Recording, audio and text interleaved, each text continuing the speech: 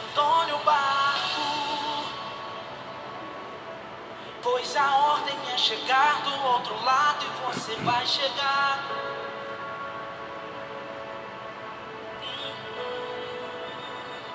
Não abandone o barco, pois esse teu deserto vai servir de testemunho para levantar alguém de novo. Ele vai restaurar alguém de novo e vai ressuscitar os sonhos de alguém de novo. Canta aí. Você não vai parar,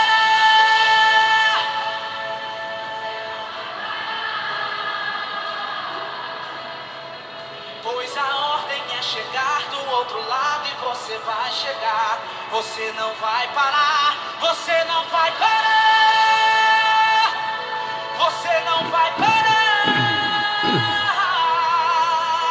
Eu sou Jesus, o Nazareno, e já dei ordem para acalmar o mar. Você não vai parar.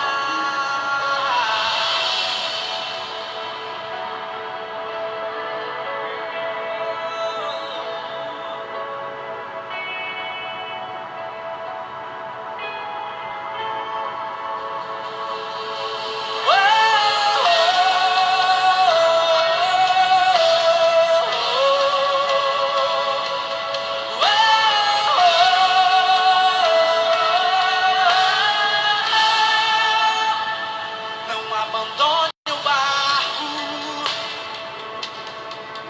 pois a ordem é chegar do outro lado e você vai chegar. Oh, oh, oh. Não abandone o barco,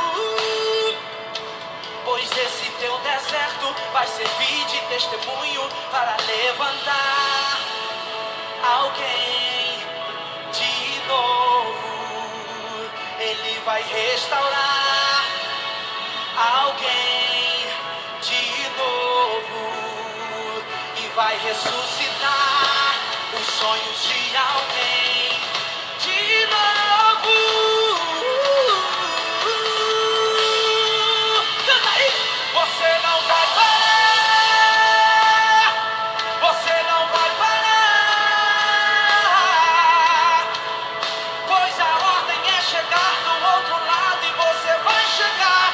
Você não vai parar, você não vai parar, você não vai parar. Eu sou Jesus, o Nazareno, e já dei ordem para acalmar o mar. Você não vai parar, você não vai parar, você não vai parar, você não vai parar, você não vai parar, você não vai parar, você não vai parar, você não vai parar. Eu sou Jesus, o Nazareno, e já dei ordem para acalmar o mar. Você não vai parar.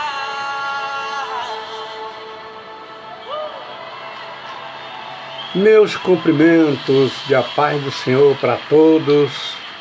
Aqui quem está falando é o pastor Isaías Oliveira Soares e tenho o prazer de voltar para apresentar mais uma live e com o tema A Vida Emocional dos Pastores. Este conteúdo é muito importante porque o pastor, a função pastoral, ela é muito complicada. E o pastor é um homem que praticamente tem uma vida solitária, porque muitas vezes até a própria esposa dele lhe causa um problema. Então, e o pastor também tem vida emocional.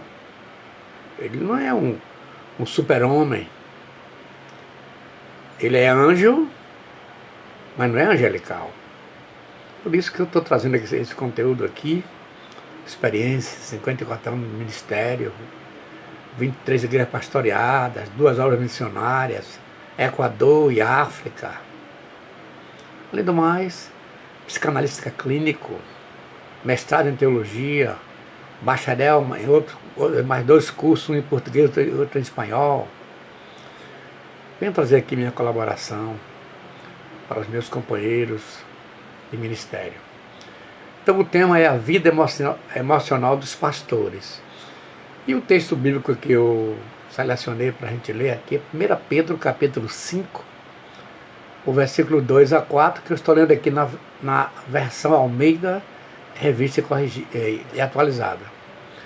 Diz assim: portanto, apelo para os presbíteros que há entre vós, e o faço na qualidade de presbítero com eles, e testemunha dos sofrimentos de Cristo, como alguém que participará da glória a ser revelada. Pastoreiem o rebanho de Deus que está aos seus cuidados. Orem por ele, não por obrigação, mas de livre vontade, como Deus quer. Não façam isso por ganância, mas com o desejo de servir. Verso 3. Não hajam como dominadores dos que lhes foram confiados, mas como exemplos para o rebanho. Quando se manifestar o Supremo Pastor, vocês receberão a imperecível coroa de glória.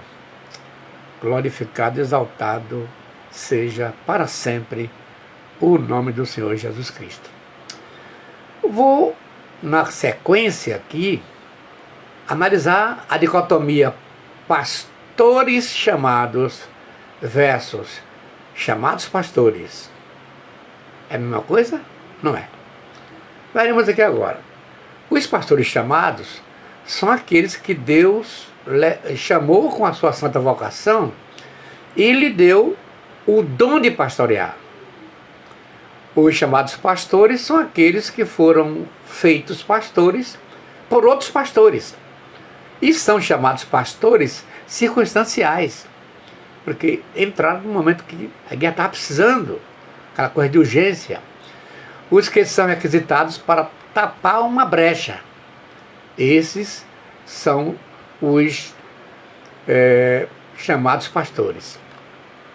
A diferença, você pode sentir isso aí, se você comparar Davi e Saul, você vai encontrar a diferença.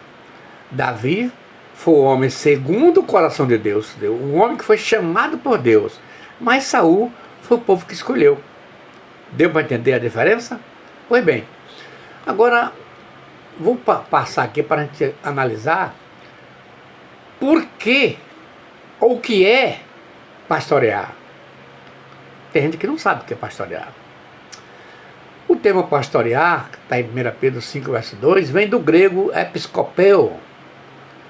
Ele significa literalmente considerar e inclui a ideia de olhar cuidadosamente ou assistir diligentemente. O ato de pastorear pode ser entendido em 3 nuances. A primeira é no sentido literal. Pastorear, no sentido literal, refere-se à ação de um pastor que guia e protege um rebanho de animais, como ovelhas, cabras ou outra espécie. Isso envolve tarefas como levar o rebanho para pastar, cuidar dos animais, protegê-los de predadores e outros perigos. Esse primeiro sentido. O segundo é figurado ou espiritual. Em um contexto mais amplo, pastorear pode ser usado de forma figurada para descrever a ação de guiar, liderar ou cuidar de pessoas, especialmente em um contexto religioso ou espiritual. Um líder religioso, por exemplo, pode pastorear sua congregação, orientando e apoiando seus membros em sua fé e jornada espiritual. Conduzir os rebanhos a pastos verdejantes, como assevera o Salmo 23, verso 2 e 3, que diz assim, ó, Ele me faz repousar em pastos verdejantes, leva-me para junto das águas de descanso, refrigera-me a alma, guia-me pelas veredas da justiça, por amor do seu nome. E o terceiro aqui é o conceito em diferentes contextos, ainda sobre pastorear. O conceito de pastorear também pode ser aplicado em outros contextos, como em organizações ou empresas, pois as igrejas hoje são corpo místico de Cristo, implicando-lhe uma função como função estritamente espiritual, quando o líder usará a Bíblia como seu manual de conduta. No outro aspecto, a igreja é uma empresa, sendo o pastor um administrador que tem os estatutos e as leis do país como seu manual de conduta. Percebeu essas duas nuances, essas duas implicações? A igreja como corpo místico, o corpo espiritual, que é pastoreado. E o pastor tem um manual de conduta que é a Bíblia. Mas ela também é uma organização. Assim sendo, ela tem estatuto, tem diretoria, ela é organizada, é registrada no cartório. Então, nesse caso, ele tem os estatutos, tem o seu manual e as leis do país para cumpri-las. Muito bem. Agora vamos ver aqui as implicações espirituais, psicológicas da função pastoral. Tem muita gente que olha o pastor só com função espiritual. Não é, porque se ele é um indivíduo que tem espírito, alma e corpo, como afere Paulo lá no capítulo 5, 23, 1 Tessalonicenses, e todo o vosso ser, ó, ele começa assim, em sentido vertical, e todo o vosso ser, espírito, alma e corpo sejam conservados ou preservados, irrepreensíveis, até a vinda de nosso Senhor e Salvador Jesus Cristo. Então vamos lá. O espírito é aquele ser que nos une a Deus. É o elemento que faz que sejamos criaturas espirituais. E o segundo é a alma, que é a sede das emoções. É onde está o nosso sentimento, onde estão os nossos sentimentos. E vem o corpo, que é o invólucro, é o prédio, é a habitação da alma, do espírito.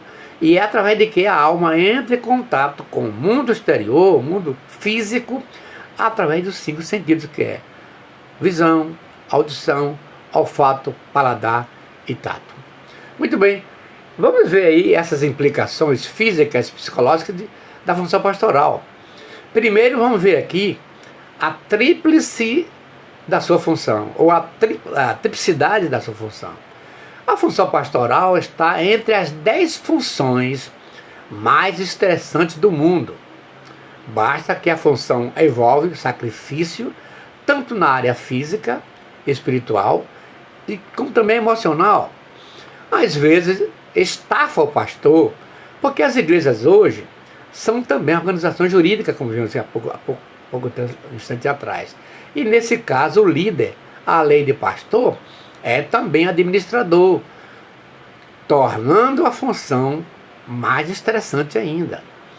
Em seu livro Shepherd After My Own Heart, é o pastor segundo o meu coração, Timothy Luniark o define como uma atenção vigilante para ameaçar o que possa dispensar ou destruir o rebanho. O pastor é um guardião com botas no chão, pronto para ser usado pelo Supremo Pastor para guiar e proteger seu rebanho. No segundo lugar aqui, a razão por que a função pastoral é estressante, porque não deve ser uma função alegre, uma função desejada. Eu conheço o caso aqui com o pastor Silvino Soares, da palavra em Juazeiro. Ele contou que um irmão disse: pastor, eu quero ser pastor. Então, pastor, tá bom, eu vou viajar agora para dar assistência lá em Remanso, e você vai comigo. Aquele irmão todo feliz, arrumou a pasta, botou lá uma Bíblia, botou lá o paletó, a gravata, E o pastor viajou com ele, ou ele viajou com o pastor. E o pastor viajou o dia inteiro, saiu de Juazeiro de manhã, foi chegar na congregação, nem teve tempo nem de tomar banho e nem de jantar. Foi direto para a igreja para começar o culto.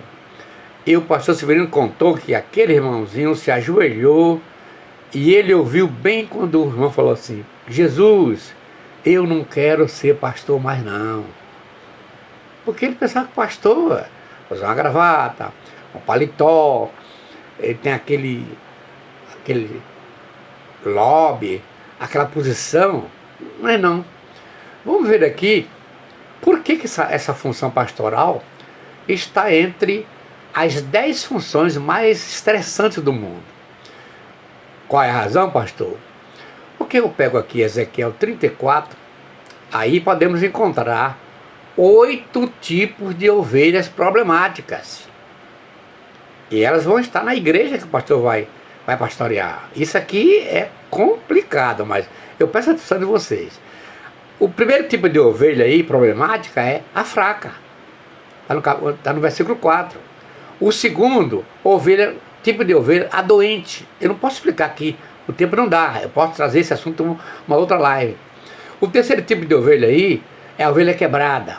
Pelos títulos você vai vendo que realmente é uma tarefa muito, muito custosa, muito delicada, muito estressante. Lidar com a ovelha fraca, ovelha doente, ovelha quebrada. Vem a quarta ovelha, que é a ovelha desgarrada. Pastor, tem na igreja ovelha desgarrada? Tem. Gente que desviou e nem sabe que está desviado, está dentro da igreja. O quinto tipo de ovelha é a ovelha perdida. E pastor Isaías, tem na igreja ovelha perdida? Tem. Eu estou lendo aqui a Bíblia, eu não estou inventando aqui. O sexto tipo de ovelha aqui, a ovelha enferma. Tem ovelha enferma na igreja? Tem. Não é ovelha enferma fisicamente, não. Ovelha enferma no sentido espiritual. Verso 16. Sétimo tipo de ovelha que há na igreja, a ovelha gorda. Essa gordura aqui não é a gordura fisiológica, aquilo que deixa as pessoas eufóricas, não. Aqui, gordura aqui é problemas. Aí vem o oitavo e último tipo de ovelha que está na igreja, é a chamada ovelha forte. Está no verso 16 também. Então preste atenção, gente. Por que a função pastoral é desgastante? Pois tem que lidar com esses 8 tipos de ovelhas de cada uma, que cada uma tem o seu biótipo, o jeito de ser e de se comportar. Você já pensou que o pastor pega uma igreja de 200 membros, por exemplo? Já viu em live passada que não tem ninguém igual. Tá vendo? Ninguém é igual. E você vai encontrar logo de cara 8 tipos de ovelhas problemáticas dentro da igreja. A função pastoral fica mais séria ainda, que se tratando de que o pastor não pode excluir essas ovelhas do seu redil pastoral, porque ele foi chamado para pastoreá-las. A função do pastor é secundária em relação à igreja. A igreja, as ovelhas, existem primeiro. E foram elas que provocaram a instituição do pastorado. Então o pastor tem que ter cuidado, ele não pode excluí-las, tirá-las do seu rebanho assim, por qualquer coisa, não. Além do mais, as ovelhas têm dono, mesmo essas ovelhas problemáticas, são o tipo de ovelhas problemáticas. Não é à toa que o possessivo meu e minha aparecem 15 vezes no capítulo 34 de Ezequiel. Presta atenção aqui, gente. Ovelhas minhas e minhas ovelhas. É Deus falando, gente. Então, mostra aí que a função pastoral se torna uma função delicada e muito estressante. Por quê? O pastor vai lidar com ovelhas que não são deles, que tem um dono. E esse dono é ciumento, esse dono é zeloso, esse dono gosta de preservar o que lhe pertence. Glorificado e exaltado o nome de Jesus. Agora, entendeu aqui, ó? 8 vezes o texto menciona a palavra pastor. Ó, enquanto menciona 15 vezes o vocábulo ovelha, só 8 vezes menciona a palavra pastor. E o texto destaca ainda 3 tipos de pastores, 8 tipos de ovelhas, mas mostra 3 tipos de pastores. Aí no capítulo 34 de Ezequiel, você pode conferir em sua casa se quiser, ou aí mesmo abrindo sua Bíblia. Primeiro tipo de pastor, os pastores negligentes. Tem pastores negligentes? Tem, e não são poucos. Segundo tipo de pastor, os pastores que se apacentam a si mesmos. Tem esses pastores? Tem também. Existem os pastores assim? Existe sim. Que ele só sabe orar o Pai Nosso, até o venha a nós. Venha a nós, venha a nós, venha a nós, vosso reino, nada. Esses são os pastores que se apacentam a si mesmos. Uma pena, né, gente? E depois vem o terceiro tipo de pastores, os pastores fiéis às suas funções. Graças a Deus que temos, a maioria dos nossos pastores são fiéis às suas funções, que amam, respeitam, reverenciam a chamada, a vocação de Deus, além do mais, respeito às ovelhas, respeito à igreja, porque eles têm muito temor a Deus, que é o dono da igreja, que é o pastor dessas ovelhas, de quem Deus fala assim, minhas ovelhas. Glorificado, exaltado o nome de Jesus para todos sempre. Agora vamos ver aqui a vida emocional dos pastores. É necessário que todos entendam serem os pastores seres trinitários que têm vida espiritual, vida física e vida emocional. Paulo, escrevendo na segunda carta a Coríntios, capítulo 4, versos 6 a 10, olha o que ele fala. Ele vai falar sobre a vida emocional dos pastores. Olhem bem o que ele fala. Porque Deus, quem disse das trevas brilhará a luz, é quem brilhou em nossos corações para a iluminação do conhecimento da glória de Deus na face de Jesus, de Cristo. Temos, porém, este tesouro em vasos de barro, para que a excelência do poder seja de Deus e não da nossa parte. Em tudo somos atribulados, eu grifei atribulados, mas não angustiados, perplexos, mas não desesperados, perseguidos, mas não desamparados, abatidos, mas não destruídos, trazendo sempre no corpo o morrer de Jesus, para que também a vida de Jesus se manifeste em nossos corpos. Em tudo somos atribulados, perplexos, perseguidos, abatidos e no corpo. Então eu grifei essas 4 palavras que são características próprias de um ser que é emocional. Todas essas palavras, ou esses elementos, refletem o sentimento da vida emocional dos pastores. E quando fala, temos porém esse tesouro em vaso de barro, reflete a fragilidade com que todos os pastores nós somos ou que estamos envolvidos. Está vendo? O vaso é de barro, mesmo o tesouro sendo agraciado por Deus, mas os vasos são de barro. Então os pastores precisam ter essa noção de que o vaso é de barro. Como líderes espirituais, os pastores ocupam-se com diversas situações inerentes à vida e à morte, mais do que qualquer outra profissão, pois o pastor não trabalha somente com o fator espiritual, mas também com o espiritual, com o emocional. O adoecimento emocional dos pastores deve ser discutido atualmente pelos líderes convencionais de nossa nação e deve ser apontadas como uma necessidade que haja espaço que funcione como centro de tratamento terapêutico para pastores.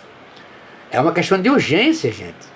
É que eu sugiro aqui que os presidentes de convenção do nosso Brasil possam pensar que é necessário que, nas suas atribuições presidenciais, definam um gabinete pastoral para tratar da vida emocional dos pastores. Isso com urgência, gente.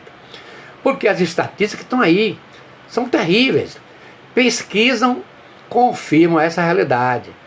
Um estudo publicado por pesquisadores da Francis Schaeffer Institute of Church Leadership Development, revela sinais alarmantes com respeito à saúde dos ministros das denominações evangélicas dos Estados Unidos. Dentre os pastores entrevistados, foi encontrado 75% relataram estar extremamente estressados. Olha bem isso aqui, gente, quase a maioria. 90% trabalham entre 55 e 75 horas por semana. 90% se sentem afadigados e exaustos ao final de cada semana. 70% afirma não serem suficientemente pagos para realizar seu trabalho.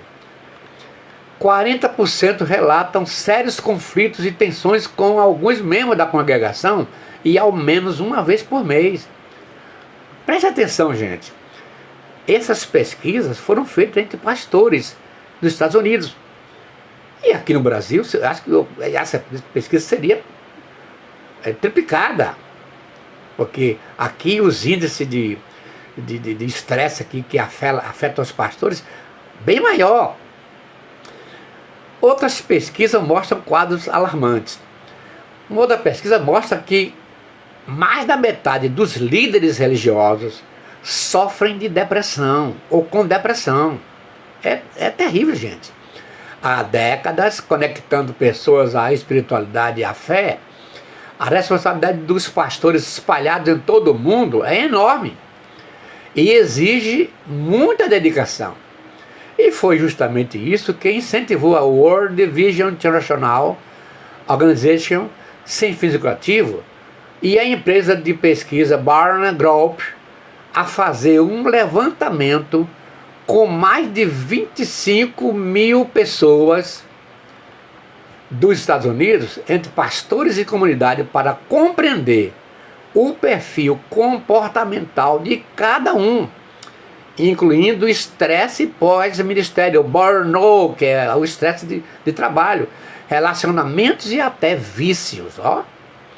A pesquisa do The State of Pastors, o estado dos pastores, traduzido para o português, mostra que 56% dos líderes religiosos sofrem com depressão e 65% se sentem solitários e isolados. Além disso, em cada 3 pastores corre risco de esgotamento. O pastor tem uma vida solitária, que nem sempre tem pessoas, porque existe na igreja um montão de irmãos que gostam, que aplaudem o pastor, mas de longe, orando por ele, atendendo às suas escalas. Eles estão de longe. Nos momentos mais conflitantes do pastor, ele passa sozinho. Às vezes nem a esposa consegue, não tem estrutura para estar ao lado dele.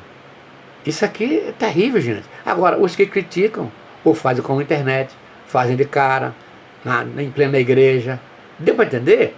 Aqueles 2% de problemáticos que eu falei semana passada em outra live, que estão na igreja. Esses não defendem, acusam, eles criam problema com o pastor de público, de cara. Enquanto a maioria dos crentes, os 98% de crentes, ama o pastor, mas de longe. Aplaude o pastor, mas de longe. Ao passo que esses que acusam o fazem de perto, usando a internet, usando de casa em casa, ludibriando os irmãos. Isso aqui, gente, é uma situação bem delicada e que nós precisamos de ajudar.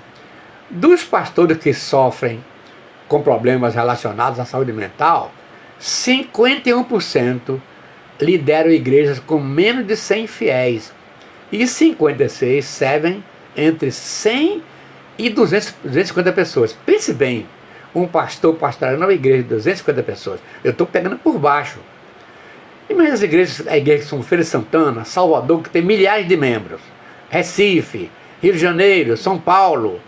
Gente, é uma atividade que precisamos orar por esses homens, para que Deus guarde os nossos pastores.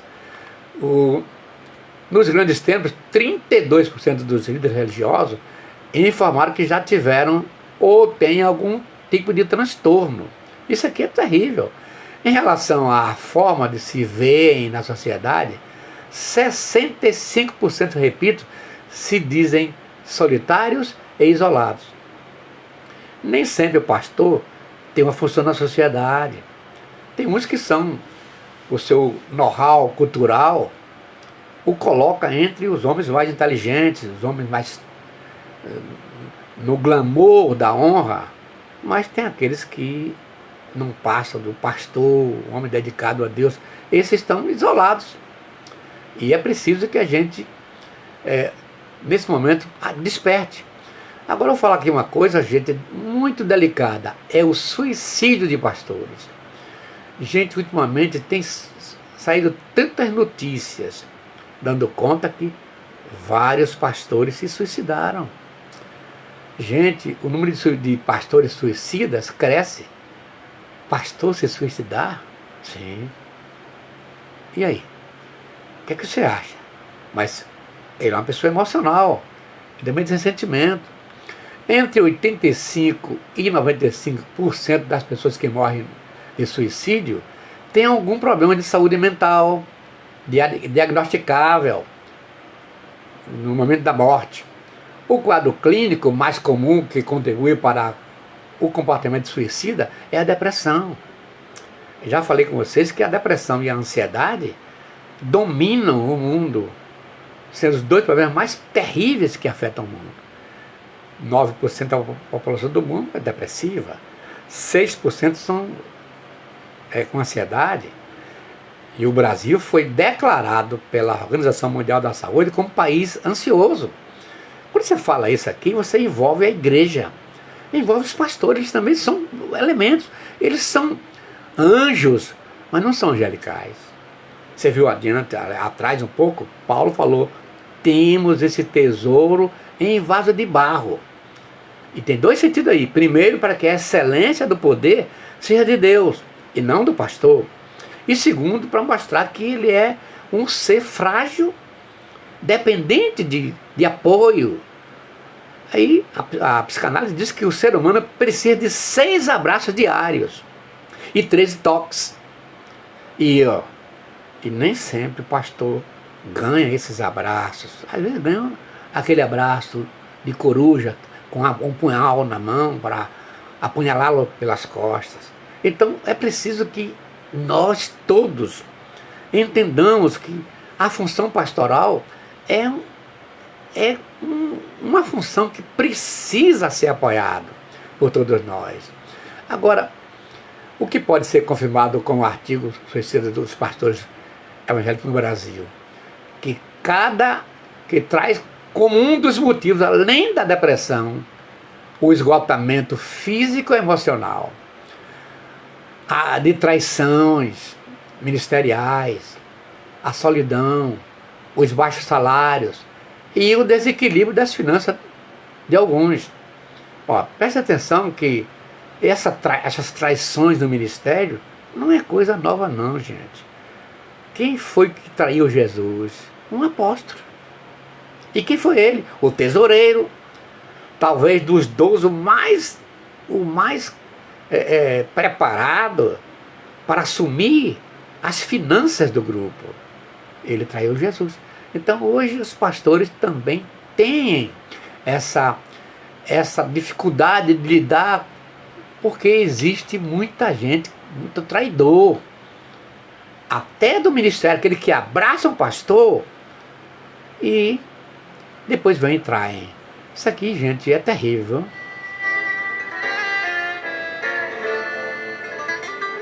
Silêncio aflito.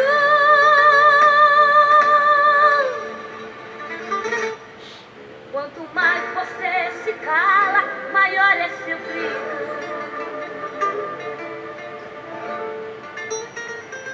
Silêncio aflito.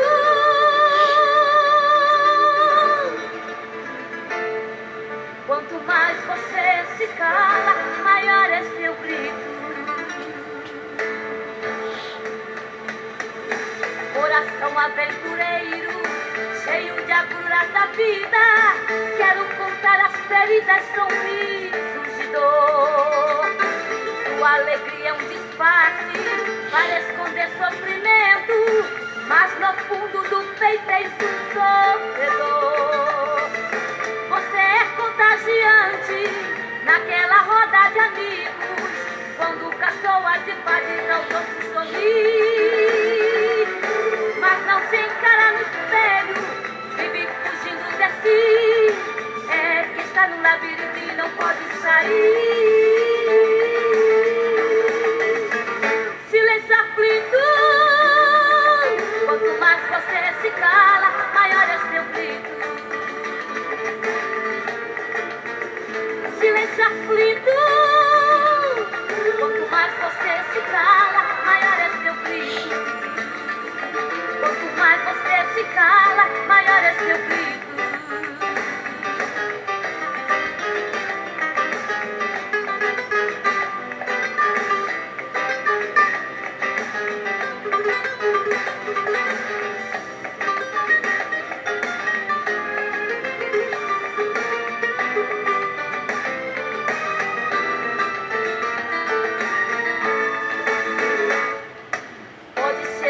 De todos, esta dor que tu carregas, mas Jesus Cristo contempla o teu coração.